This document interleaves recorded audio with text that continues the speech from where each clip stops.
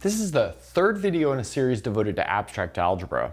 The previous two videos were essentially reviews of previous material, and today we're going to look at new stuff, and that will start with the definition of a group and then a bunch of examples of groups.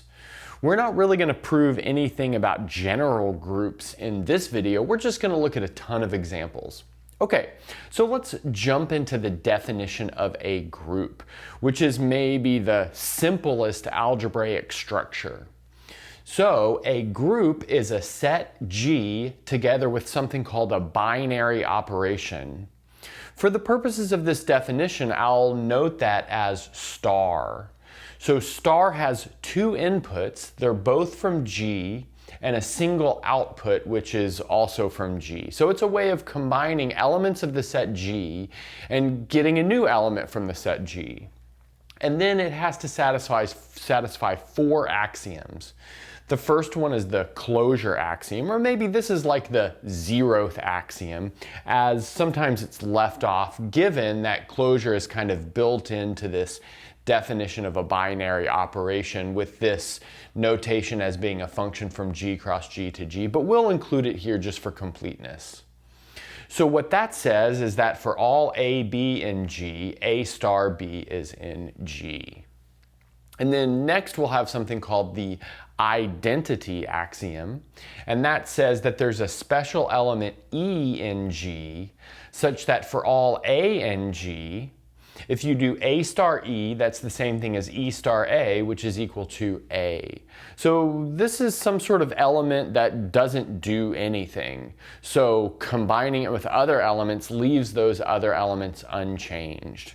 And I bet you can already think about some identities for well-known operations, and we'll probably see exactly those examples as we work through our list of examples.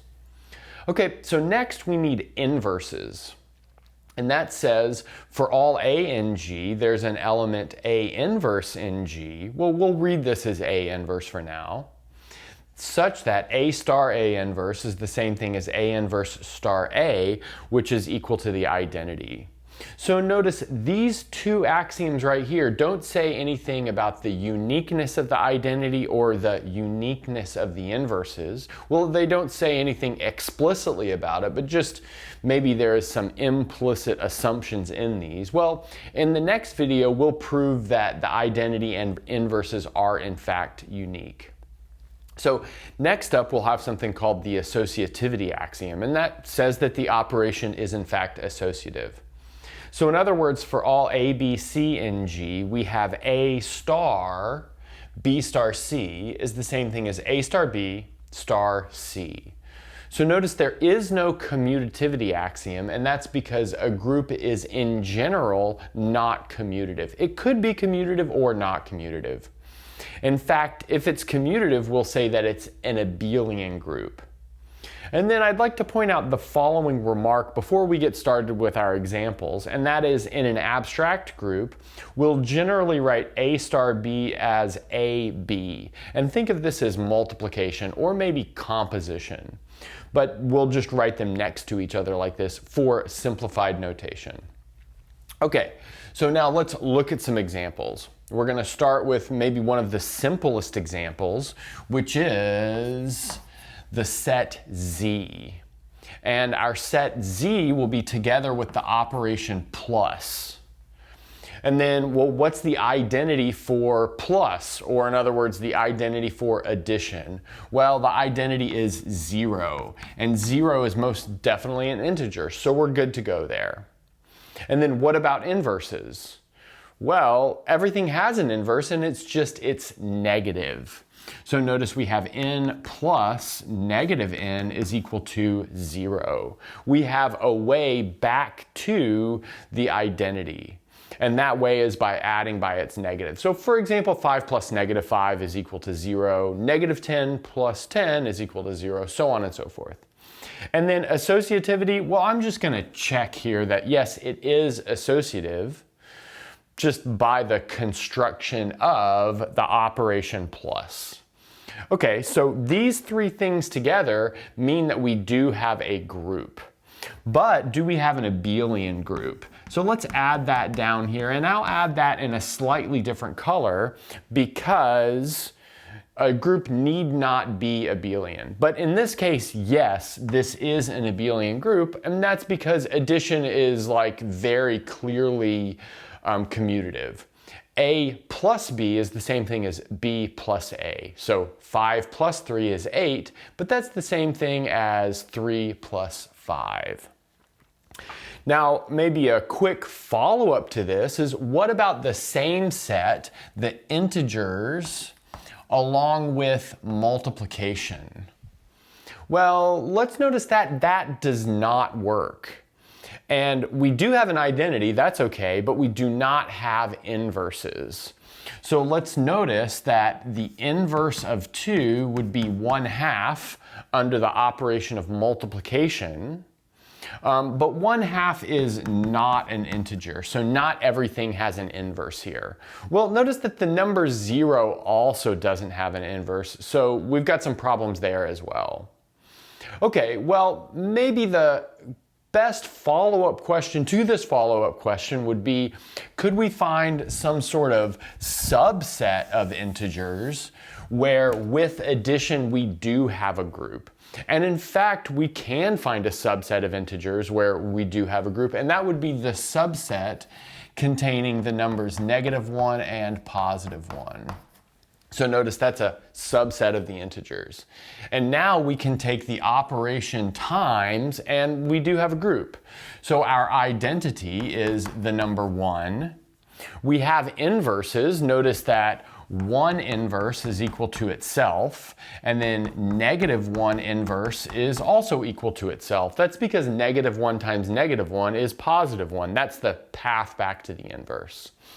And then multiplication is also associative, and it's also commutative. So in fact, we have an abelian group. So I guess maybe we should have said, do we have closure? But we have closure in this case because 1 times 1 is 1, and -1 times -1 is 1, and 1 times -1 is -1. So we stay in that set. But notice if we had anything except for -1 and 1 inside of this set, then there would be a problem. For example, if the number 2 were in that set, it wouldn't be closed anymore because 2 times 2 would be equal to 4. So that's maybe a hand-wavy description or argument why this is the largest subset of the integers that forms a group under multiplication, but I think that's good for, our first couple of examples. Okay, so let's look at another example. So for our next example, we're going to push the integers up a little bit higher to something called the Gaussian integers. And that's the integers with the inclusion of I, where I is the square root of -1, like from complex numbers. So I squared is equal to -1 in that case. So as a set, we read this as Z adjoin I, or the Gaussian integers, is equal to the set containing everything of the form A plus BI, where A and B are integers. Now, for our first operation, we'll take addition. And this is closed under addition, and everything is good to go here. And we can pretty easily check that just by noticing that A plus BI plus C plus DI will be equal to A plus C plus B plus D times I, just by combining like terms, if you will, the real part and the imaginary part. So A plus C is an integer and B plus D is an integer, which is why this is, again, a Gaussian integer. The sum of two Gaussian integers is a Gaussian integer. But now, what about the identity? Well, the identity is the same. So it's the number 0, which we think of as 0 plus 0i. And then what about inverses? Well, those are pretty easy to find as well. So notice negative A plus BI will be equal to negative A plus negative B times I. So it's just the inverse of each integer in the real component and the imaginary component. And then we also have associativity and a commutativity, so it's an abelian group for like similar reasons to what we had before. Okay, so now we're going to do the same thing as we did before, and that is figure out what happens if we replace addition with multiplication. And so I won't go through quite as many details as I did before, but we only can keep some of the elements of the Gaussian integers in this case.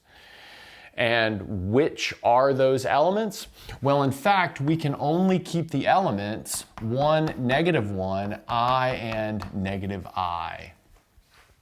But then, if we keep those 4 elements, we do have closure. So if we multiply, anything from this set will live back inside of that set. So let's maybe point out that we're viewing this as a subset of Z adjoin I. Then the identity is in this set. Notice the identity would be 1 in this case.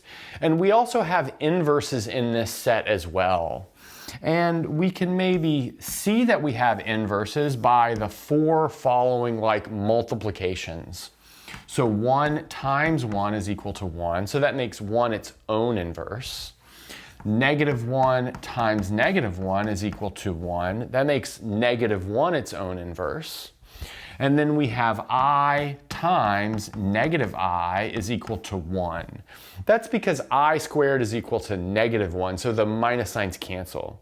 And then I guess we have the dual to that where we do commutativity. So -I times I is equal to 1. So I and -I are inverse pairs here. So we do have inverses. And then multiplication is associative and commutative, so this makes this into an abelian group. So there, we couldn't keep all of the Gaussian integers, but we could keep that subset of Gaussian integers, and we got a group under multiplication. Okay, let's keep going. So I'm going to put my next 3 examples kind of together into one package, and that would be Q, R, and C. So that's the set of all rational numbers, real numbers, and complex numbers. And here we'll take the operation to be addition. So if you add 2 rationals, you get a rational. If you add 2 reals, you get a real. If you add 2 complex numbers, you get a complex number. So that gives us closure. Furthermore, the identity is the same in all of these cases. So the identity would be 0. So that's also the identity of the integers. So you could see we've got some sort of inclusion of the integers into all of these, and the identity is the same throughout. We also have inverses. And so that would be maybe written by the equation x plus minus x is equal to 0, where we take x to be a rational number, a real number, or a complex number as needed.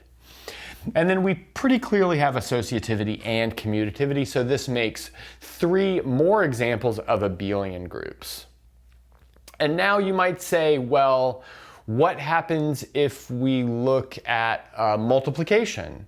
And in fact, you can kind of build a very similar group using all of these with multiplication. And in fact, instead of throwing out a ton of stuff like we did with the integers or the Gaussian integers, we only have to throw out 1 element for each of these. And maybe I'll express this with the rational numbers, and then you can think about how this goes for the real numbers and the complex numbers. So we'll denote the subset of rational numbers that makes a group under multiplication Q times or something. So we've got that little multiplication symbol as a superscript. And this will be all rational numbers except 0. So there we're doing a set subtraction there. And like I said, we've got an operation which is times. The identity will be 1. The inverses will just be taking reciprocals. So if R is a rational number which is non-zero, then that means that 1 over R is also a rational number which is non-zero. But then R times 1 over R is most definitely equal to 1, which is our path back to the identity. And then we have associativity, and we also have commutativity, so this is an abelian group. And like I said, we need not do this just with the rational numbers. We could also do this with the real numbers. So that's going to be everything except for 0, as well as the complex numbers. So that's going to be every complex number except for 0. So I'd like to point out that there's something interesting going on with the complex numbers minus 0 with taking the reciprocal or finding the inverse. For the real numbers, it's really just taking the reciprocal. There's nothing going on there. But for the complex numbers, like I said, there is something going on there. So let's just say we take z equal to a plus bi, which is a non-zero complex number. Then z inverse is equal to a minus bi over a squared plus b squared. And then maybe I'll just ask you to check that z times z inverse is in fact equal to 1. So that gives you some sort of way to build inverses of complex numbers, multiplicative inverses of complex numbers, I should say. Okay, so let's move on to our next example. So for our next example, we're going to look at the set of all m by n matrices with entries in R. So we'll first take our operation to be addition. And let's do a little bit of an example of this operation in play.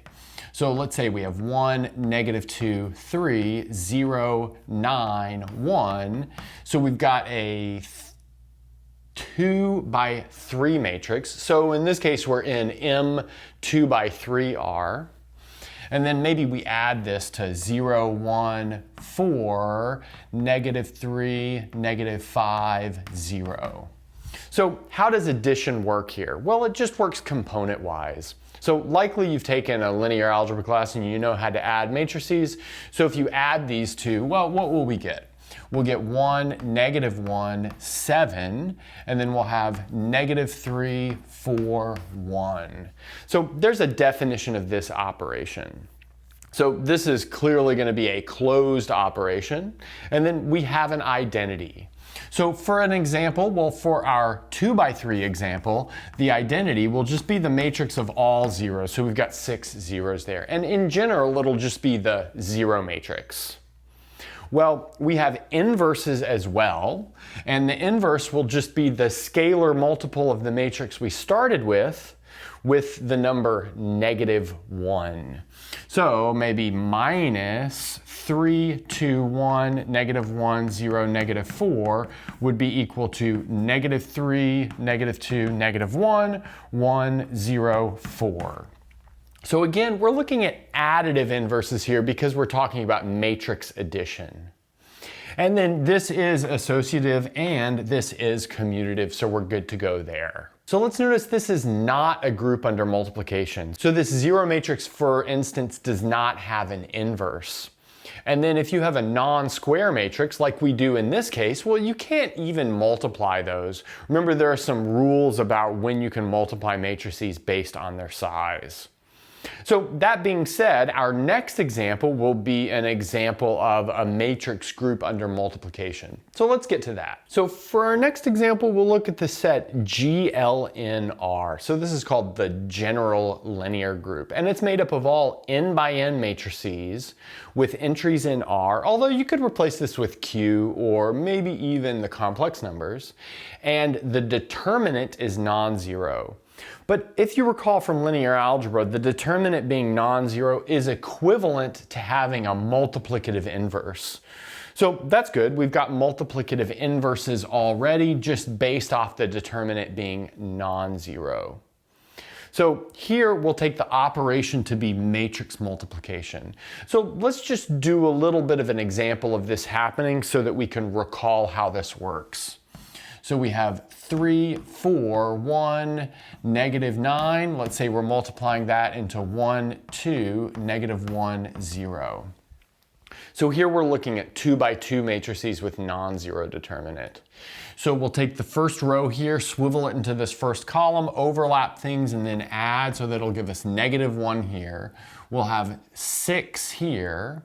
Here we'll have, let's see, 9 plus 1, which is 10, and then here we'll have the number 2. So again, just from matrix multiplication rules. And then while we're at it, let's do this multiplication in the other order just to highlight the fact that we do not have commutativity here, which should be familiar from, like I said before, linear algebra. So there I've got the same two matrices, but now I'm multiplying them in a different order. So let's see, for this first entry, we'll swivel row into column and we'll have 3 plus 1, which is 5. We can already see that they're not equal because that entry does not line up. And then here we'll have 4 minus 18, which is negative 14. So for this entry, we'll have negative 3. And then for this last entry, we'll have negative 4. So the important thing is that these are not equal. So we've got an operation, which is multiplication. It's closed and everything, but it is not commutative, and that's okay. So let's recall that the identity matrix is the matrix with all ones on the diagonal, and that's going to be our identity for matrix multiplication here. So maybe we could write that as 1, 1, something like this, and then we could put big zeros off the diagonal just to say that we've got a diagonal matrix with all ones. And then we've got inverses. I did a check mark here just to use as a recall that that's equivalent to the determinant being non-zero. Let's recall that in the case of a 2 by 2 matrix, we have a method that's quite easy for finding the inverse. So this formula would be 1 over AD minus BC. That's 1 over the determinant, which we know is non-zero from the fact that we're in GL2R in this case. And then here we swap the diagonals and negate the off diagonal. So that would be the multiplicative inverse here. Now, in general, it's kind of hard or maybe like laborious to find the multiplicative inverse of a larger matrix, but you can do it. And then we have associativity as well. So that's something that you cover in linear algebra class. But we do not have commutativity. So this is an example of a non-abelian group, and it's in fact our first example of a non-abelian group. So now that we've gone over some of these basic examples, let's look at some less obvious examples. So our next example is a group with 8 elements called the quaternions. And we'll use the following matrices to build these elements. So I'll name this first matrix 1, and it's the 4 by 4 identity matrix. This second matrix will be denoted I, and it'll be the 4 by 4 matrix with the following entries. We have 0, negative 1, 0, 0, 1, 0, 0, 0, 0, 0, 0, negative 1, 0, 0, 1, 0. And then J will be defined to be the following matrix. And then K will be defined to be that matrix over there. So you can read it off. And the set will be made up of plus minus 1. So this matrix and its negative. Plus minus I, plus minus J, and plus minus K. Like I said, this will be a group, and the operation will be matrix multiplication. Although later we'll just abstract this to a group, kind of behaving the same rules inherited from this matrix multiplication. So let's check some of the products. We won't check all of them because notice there are 64 products. But we will check some of them to convince ourselves that we have closure. Notice we have the identity for free. And that's because we've got the identity matrix in here. We don't have inverses for free. Everything in here is invertible, but you'd have to check that its inverse is also in here, which that'll follow from some of the calculations that we do.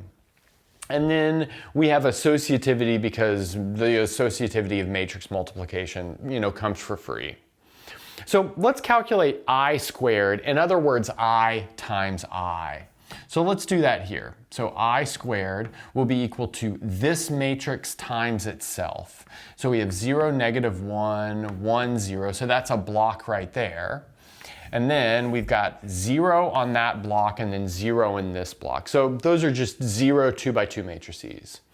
And then down here we'll have 0, negative 1, 1, 0. And then we need to multiply that to itself. So 0, negative 1, 1, 0. And then a block of all zeros, and then 0, negative 1, 1, 0. But the fact that we have this block diagonal matrix, if you recall from linear algebra, means that the product will just simply be the product of the corresponding blocks. That's because it's a block diagonal matrix. So that means we'll have another block diagonal matrix as the output, so 0, 0s. If you're not comfortable with this, you could also just multiply it out by hand without this trick. So now what do we get from multiplying this upper block here with this upper block here? Well, you can do the calculation pretty easily and see that you get negative the 2 by 2 identity matrix. But then you're multiplying the same two blocks down here, and that'll also give us negative the 2 by 2 identity matrix. So this would be -1 in terms of our original setup up here.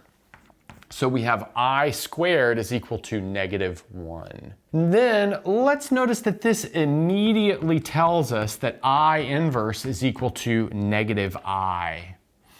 And that's because we have I times -I will be equal to -I squared, but that's going to be -1, which is 1.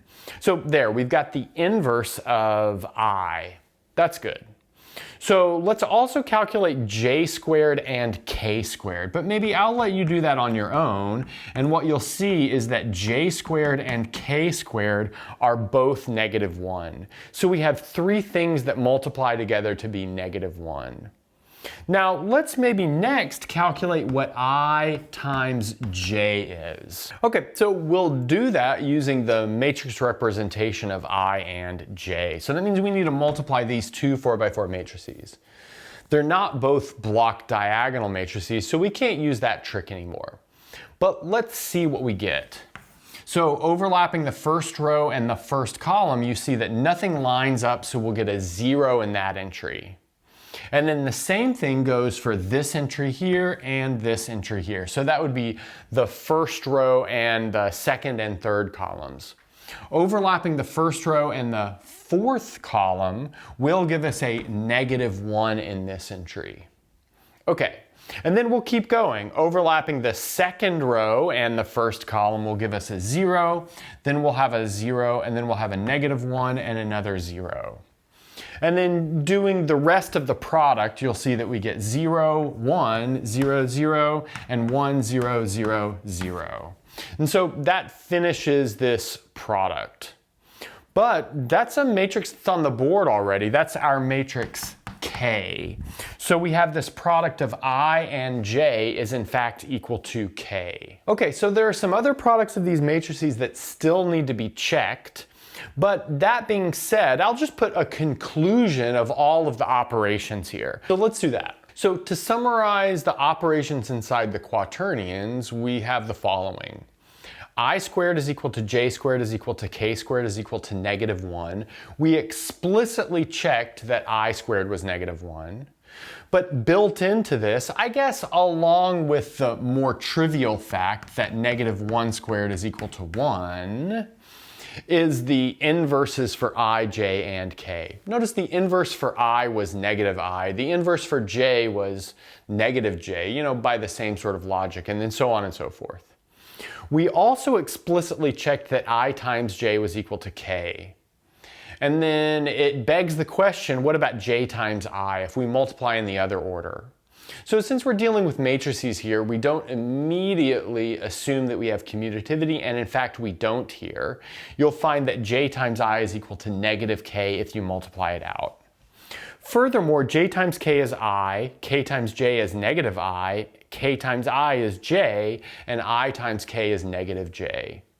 This may seem like a lot to remember, but you can think of it with this diagram. It makes it really easy to remember all of these multiplications. So if you go in the direction of the arrows, you pick up a plus sign for the next term. So I times j is k. J times k is I, k times I is j. And then if you go opposite the arrows, you pick up a minus sign. So j times I is -k. We went against the arrow. I times k is -j, k times j is -I. So that's a good way to remember this. Okay, let's look at another example. So for our next example, we'll look at Zn. So that's the set of equivalence classes under the equivalence relation, which is congruence mod n. So in the introduction to proof class that I teach, we study this set a little bit, so hopefully it's a bit familiar. So let's recall that we've got exactly n equivalence relations, or n equivalence classes I should say, under this equivalence relation. And they're denoted by this bracket 0, bracket 1, up to bracket n minus 1. And let's recall that something is in one of those equivalence classes if and only if it has that remainder when divided by n. So everything with a remainder of 1 when divided by n lands up here in this equivalence class of 1. So that would be like 1, n plus 1, 2n plus 1, 3n plus 1, so on and so forth. And I'd like to point out that if the context is clear, we'll often drop the brackets and just write 0, 1, 2 up to n minus 1. Just if the context is clear that we're working within Zn. So we have two operations in here, and in that Intro to Proofs class, we showed that those operations were well defined. So likely you've seen that proof. And if you haven't, I'll leave that as a warm-up exercise. So the first operation that we'll take is addition, and then we'll also look at multiplication. So with the operation of addition, what's our identity? So our identity will be 0. So that would be the equivalence class of 0. So that's all multiples of n if you're thinking about it as everything in the equivalence class. Well, that's pretty clear that that will be the operation. And then what about inverses? Well, the inverse of m in Zn will be n minus m. So let's notice that m plus n minus m is equal to n because the m's cancel. But let's recall that that is really the equivalence class of n. But since n has a remainder of 0 when divided by n, that's the same as this equivalence class of 0. And so that's going to be equal to 0. So here that tells us that minus m is in fact n minus m. And we'll look at an explicit example of this happening in just a second, but let's maybe fill in a little bit right here. Let's say that we are, for instance, working inside of Z6. So inside of Z6, we would have 1 plus 5 is equal to 6, which is equal to 0, which means negative 1 is equal to 5 inside of Z6. That would be the additive inverse. And then likewise, we have like something like 2 plus 4 is equal to 6, which is equal to 0. That means that negative 4 is equal to 2 inside of Z6. Okay, so that's good. And then we also have associativity just kind of clearly, and it is abelian as well. That's because addition is both associative and commutative. Okay, so now let's look ahead to multiplication before we arrive at a certain lemma that we'll have to prove in order to build a multiplicative set like this. And let's notice that, for instance, inside of Z6, there are some things that are non-invertible. And that would be, the number 2 would be an example. And we can see that the number 2 is non-invertible under multiplication just by taking some products and seeing that we never end up with 1.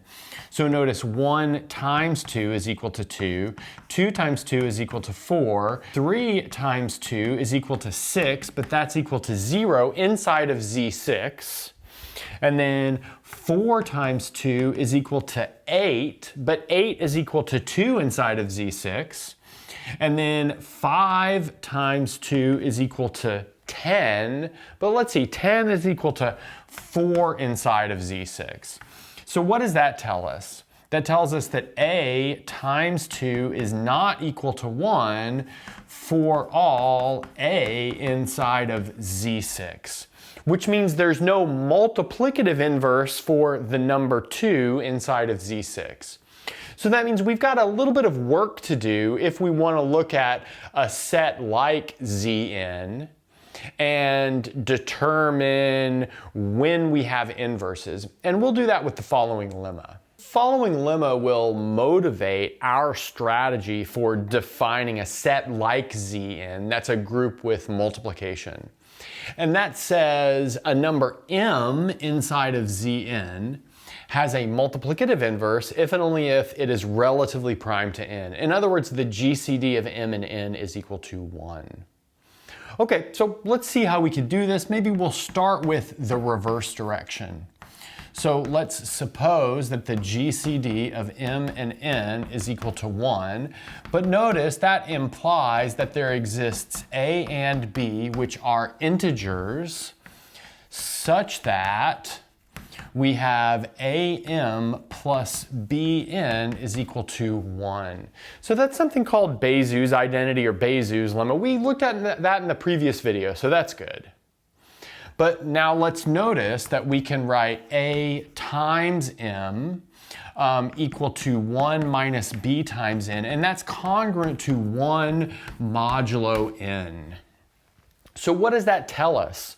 Well, notice that we've got a times m is congruent to 1 mod n, but that means that a and m multiply to the multiplicative identity inside of Zn, so that means they are an inverse pair.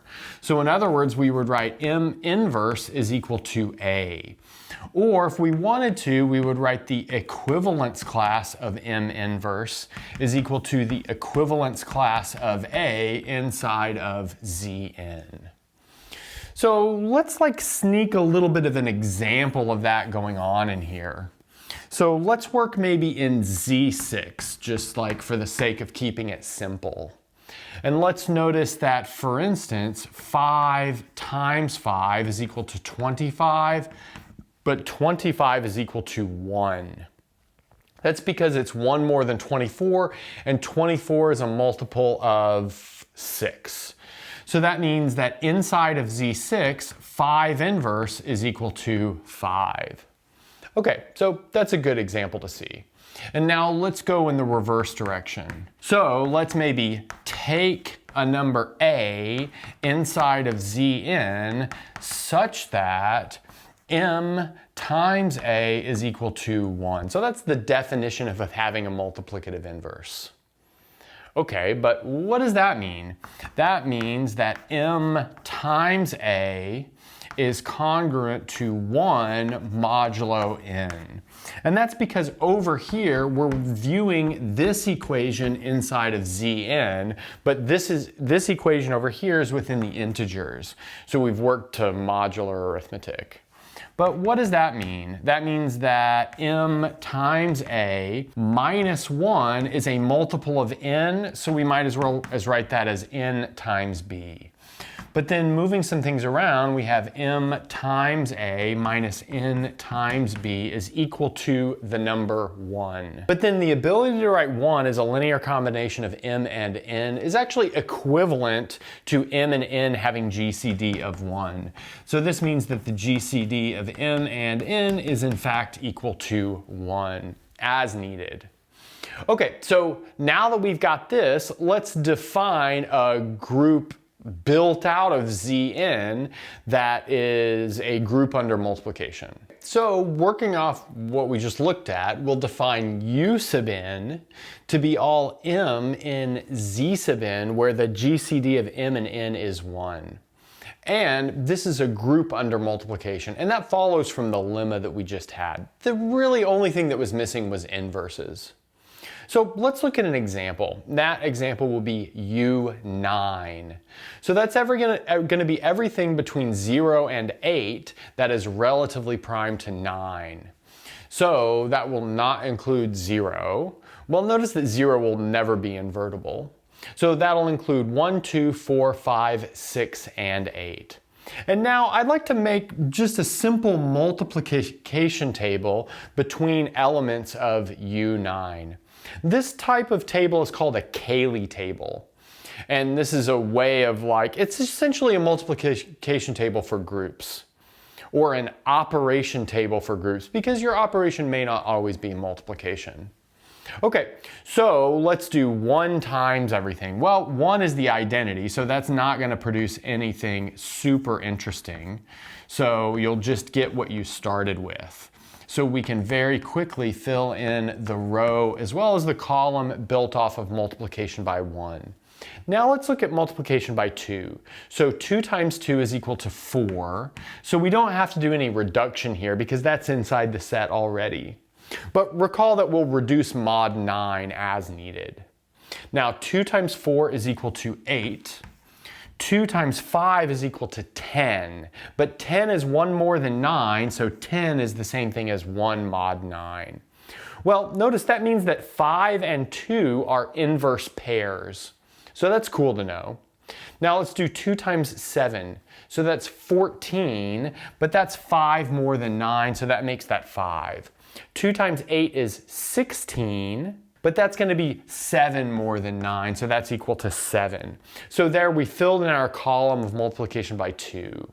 Now let's do a column of a row of multiplication by 2, but that's easy. We can just fill in the calculations that we already did. Now let's do multiplication by 4. 4 times 4 is 16, but as we discussed, that's equal to 7. 4 times 5 is 20. 20 is 2 more than 18, so that makes 4 times 5, 20. 4 times 7 is 28. That's 1 more than 27. That means that 4 and 7 are inverse pairs. 4 times 8 is equal to 32. Let's see, 32 is 5 more than 27, so that makes that 5. Great, and then we can fill in 2, 1, 5 here as well, just based off the fact that we have commutativity here, which I didn't point out. So now let's do 5 times 5. So 5 times 5 is 25. 25 is like what, 7 more than 18, so that's 7. 5 times 7 is 35, so that's going to be equal to 8. It's 1 less than 36, meaning that it's -1, but -1 is the same thing as 8 mod 9. Then 5 times 8 is 40, so that'll be equal to 4. And then we can fill in the corresponding row as well. 7 times 7 is 49. That's 4 more than 45, so that makes that 4. 7 times 8 is 56. That's 2 more than 54, and 54 is a multiple of 9. Then we can fill in the corresponding row as well. Finally, 8 times 8 is 64, but 64 is 1 more than 63, which is a multiple of 9. So there we've got it. 8 is its own inverse. So let's see, is there a 1 in every row and column? Well, there is, and that means that everything has an inverse. 8 is its own inverse.